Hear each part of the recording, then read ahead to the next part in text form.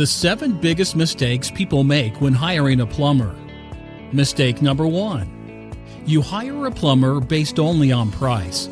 If you want good plumbing, you should decide to deal with a plumber because of the overall value you receive, not because of the lowest price. Mistake number 2.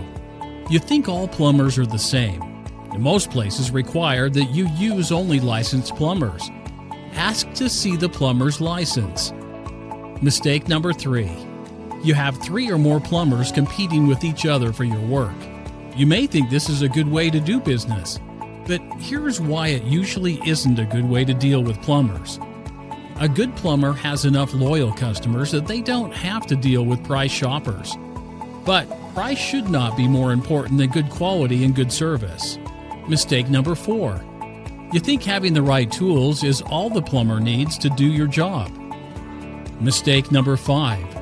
You don't give your plumber enough time to complete the job properly. Mistake number 6. You hire plumbers who don't guarantee their work. Ask for a guarantee in writing. Mistake number 7. You don't ask for references. Now, this is probably the easiest way to avoid any problems with a plumber. Ready to talk to the plumbing experts? Get in touch now, 801-509-5890.